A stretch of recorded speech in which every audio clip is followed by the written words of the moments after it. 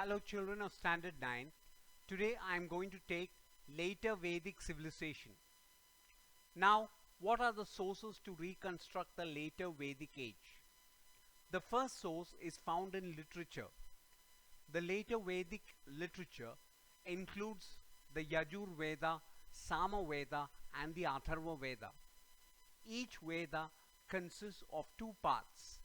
They are the Samahita and the Brahmana. The Samahita consists of hymns to be sung at rituals and sacrifices. The Brahmanas are prose texts that explain in detail the meaning of these hymns. Smritis and epics. The two great epics handed down by the later Vedic civilization were the Ramayana and the Mahabharata.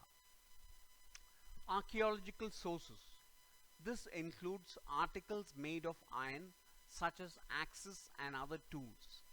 So also pottery was a find. Spread of Vedic civilization. As population increased, the Aryans moved along the course of the rivers Ganga and Yamuna.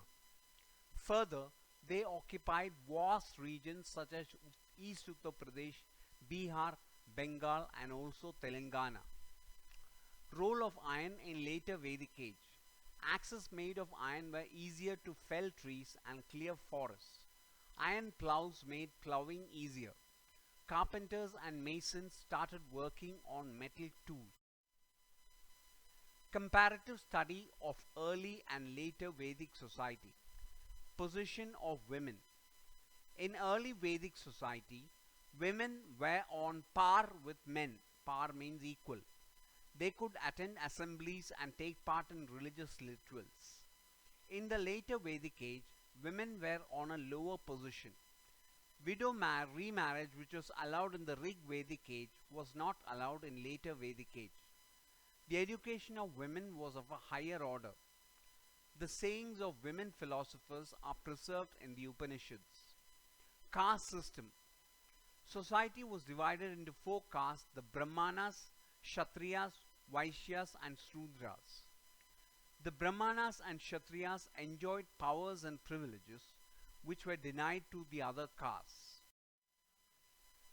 In the later Vedic age, membership to a caste became hereditary.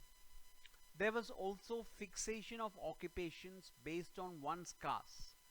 The position of the Shudras was miserable and they were denied the right of education and learning of sacred texts.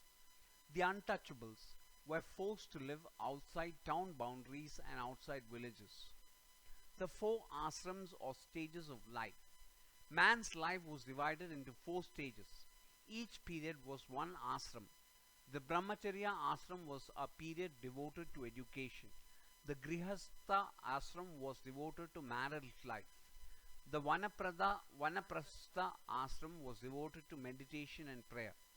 Last came the Sannyasa ashram, which was the renunciation of life. The Gurukul system of education.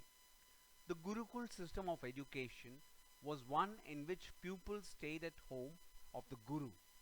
Besides Vedic literature, secular subjects like logic, ethics, military science, mathematics, astronomy and astrology were taught there. No fee was charged, but the pupils were to make a voluntary contribution known as Guru Dakshina. Both rich and poor children had to stay together and they had to look after the running of the Gurukula.